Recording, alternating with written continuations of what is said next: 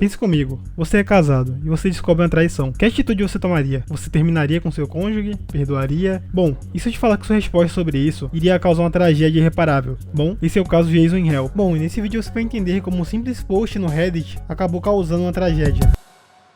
Em 26 de outubro de 2016, tudo parecia ser mais um dia comum. Jovens indo para a escola, pessoas indo e saindo do trabalho. Entretanto, esse dia foi marcado por uma postagem, que seria mais um pedido de ajuda, de um usuário com o nome Jason in Hell fez no Reddit. Mal sabia ele que seu desfecho seria algo trágico. Mas, bom, quem é Jason?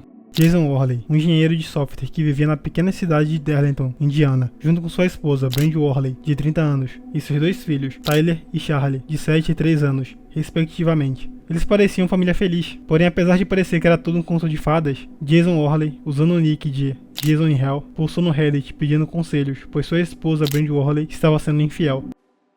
Primeira postagem. Peguei minha esposa me traindo há mais de um ano. Fiquei com ela pelo bem dos nossos filhos, mas não consegui tirar isso da minha cabeça desde então. Já fazem quase 500 dias desde que a confrontei. Quando meu filho quis ficar comigo, ela disse que ele não poderia. Meu filho juntou as peças e disse que se a mamãe tem que se mudar, porque eu estou bravo com ela, e ele também tem que se mudar, então devo estar bravo com ele também. Minha filha estava chorando porque seu irmão estava. Acho que ela não tinha idade o suficiente para entender o que estava acontecendo. Foi naquele momento que eu percebi que ela iria arrastar as crianças para o inferno se eu a deixasse. Então engoli meus sentimentos e implorei para ela ficar. Ela concordou e insistiu que eu me desculpasse com nosso vizinho, já que ainda precisaríamos sair com eles, porque nossos filhos são bons amigos. E eu odeio isso, mas faço isso de qualquer maneira. Ainda saímos com eles de vez em quando, e eles vêm a nossas festas de aniversários e feriados, mas eu faria qualquer coisa pelos meus filhos. As coisas se acalmaram por um tempo, ainda penso nisso constantemente. Preocupo-me em como posso evitar de deixá-la tão infeliz, a ponto de me trair novamente. Então, quase um ano após o incidente original, perto do Dia dos Pais novamente, ela envia fotos para ele novamente. Ela alega que foi um acidente, e que pretendia enviá-las para mim. Não acredito totalmente nela, mas sigo em frente de qualquer maneira. As coisas estão calmas nessa frente há cerca de 4 meses,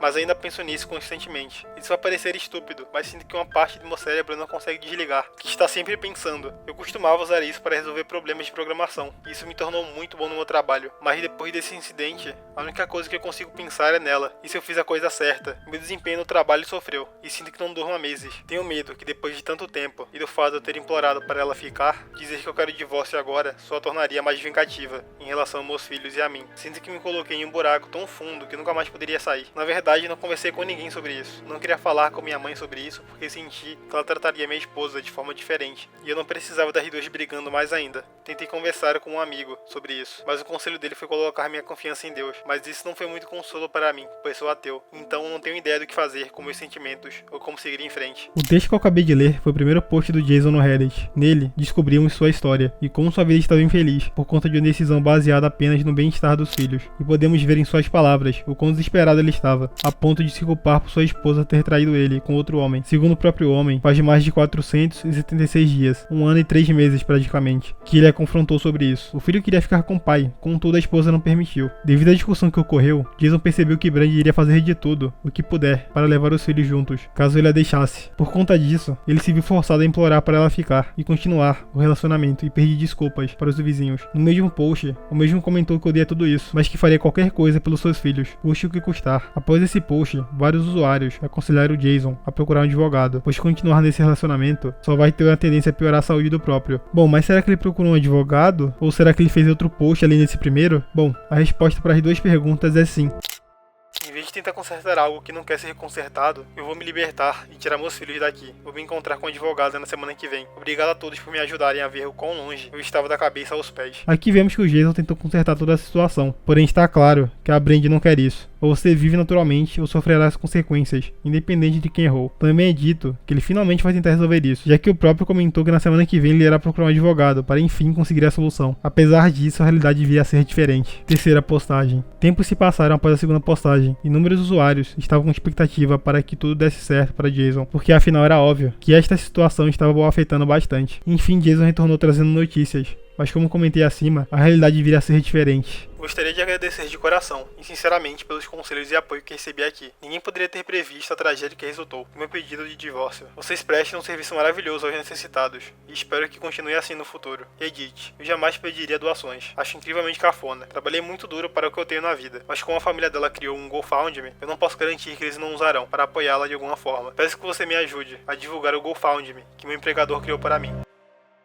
Aqui, enfim, descobrimos o final dessa história. Antes de resumir o post, estarei explicando a notícia. A notícia postada no dia 17 de novembro de 2016 relatou que uma mãe foi acusada na sexta-feira de 2 acusações de homicídio. Isso após a polícia ter comentado que ela admitiu ter assassinado seus 2 filhos pequenos. O nome dessa mãe seria Brandy Worley, a esposa de Jason Worley, o Jason in Hell. Seus filhos pequenos que foram mortos são Tyler e a Charlie Worley. Essa seria a foto da Brandy Worley após ser presa. Segundo o que foi noticiado, Brandy ligou para o 911, o número da polícia, aproximadamente pelas 4h30 da manhã, em uma quinta-feira, na sua própria casa. Na chamada, usando suas próprias palavras, acabei de me esfaquear e matar meus 2 filhos. Ela também admitiu ter assassinado ambos para um policial presente no local. Após as autoridades chegarem no local e terem visto o crime hediondo, Brandy foi levada para o hospital metodista em Indianápolis, já que ela estava com ferimento de facada na região do pescoço. Segundo Castle, não consigo imaginar a dor e o sofrimento que essas famílias estão sentindo esta manhã. Por favor, mantenha essas famílias em seus pensamentos e orações. Mas afinal, como exatamente o crime ocorreu? O pai das crianças, Jason Worley, estava dormindo em seu porão no momento que o crime ocorreu. Durante esse tempo, Brandy esfaqueou profundamente o pescoço de Tyler e da Charlie. Após isso, tentou cometer o suicídio. Jason teria entrado com um pedido de divórcio na quarta-feira, afirmando um colapso irreparável no casamento como motivo. Ele havia solicitado guarda, visitas e pensão alimentícia como parte do acordo. Jason também pediu para que o juiz fizesse uma divisão equitativa dos bens do casal. Ambos estavam juntos desde 2009. Agora voltando pro post. Em resumo, Jason agradeceu a todos pelos conselhos e as dicas, considerando que, no primeiro post, ele parecia totalmente perdido. Além disso, ele comentou que ninguém poderia ter deduzido a tamanha tragédia que aconteceu, visto que isso é algo totalmente fora do normal de acontecer. Um tempo depois, Jason editou o post adicionando um link do GoFundMe que o empregador criou. O intuito é ajudar o Jason. Outra informação é que ainda no mesmo parágrafo, ele revela que a família dela criou o GoFundMe e que o próprio acredita que eles usarão o dinheiro doado para ajudá-la de alguma maneira. Mas então, como foi o julgamento? Antes de realizar a sentença, o juiz do tribunal no condado de Montgomery, Harry Simas, ficou em silêncio por mais de 4 minutos. Jason Worley comentou que após seu filho mais velho ter nascido, ele e sua esposa prometeram que seus filhos viriam em primeiro lugar. Entretanto, as palavras de Brandy no fim provaram ser vazias. Durante o julgamento, Simas comentou que todos precisavam de uma explicação para um evento dessa magnitude, uma mãe matando seus filhos. Harry Simas então condenou a Brandy Worley de Darlington a 55 anos de prisão pela primeira acusação e 65 anos pela segunda, somando 120 anos de prisão. Por 2 vezes, Harry perguntou para Brandy se a mesma tinha algo a dizer, e ela se recusou em ambas ocasiões. Ela não sente nenhum remorso pelo crime.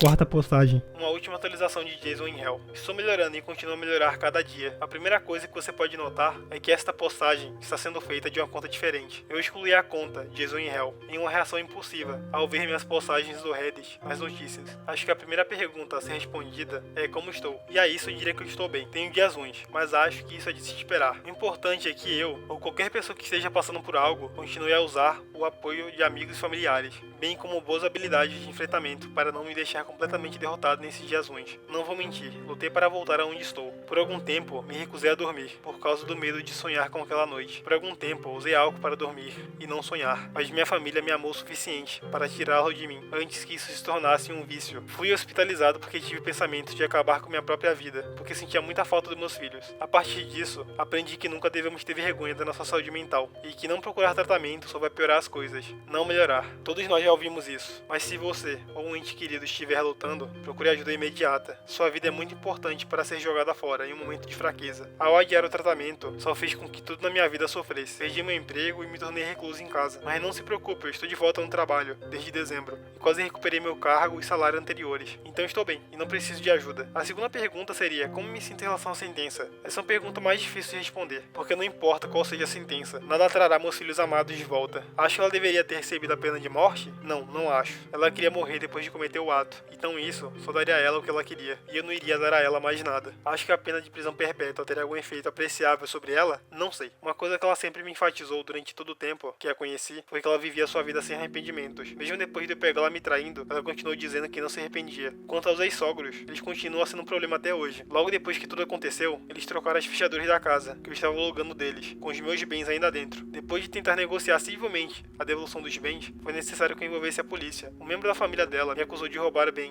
que eu havia comprado deles, antes da morte das crianças, e ameaçou tomar medidas contra mim, ao menos que eu pagasse o dobro do que eu já havia pago a ele. Alertei as autoridades. Pelo que eu sei, Isso está resolvido. Eles continuam a dificultar a visita ao túmulo dos meus filhos. Durante o aniversário de 1 ano, eles ficaram sentados em um caminhonete, apenas me observando, o tempo todo, que eu estava visitando o túmulo. Por causa disso, não visito o túmulo com a frequência que gostaria. Se eu pudesse transmitir algo que aprendi com tudo isso, é que você sempre deve reservar um tempo para estar com aqueles que ama. Não importa se eles estão pedindo para você ler O Pequeno Cachorro Preguiçoso pela milionésima vez, ou pedindo para você jogar Smash Bros, mesmo sabendo que os dois sabiam que eles vão te vencer todas as vezes, apenas faça isso, porque você nunca sabe qual será a última vez. Sempre certifique-se de que eles saibam o quanto você os ama. Tive a sorte de que a última coisa que meus filhos ouviram eu dizer foi: eu te amo, boa noite. O papai vai te ver amanhã de manhã. Infelizmente, um caso de traição que resultou em uma tragédia gigante. Mas, bom, se você gostou, deixa o like, se inscreve. Estamos rumo aos 50 mil inscritos esse ano e dá ideia para próximos vídeos. E bom, até a próxima.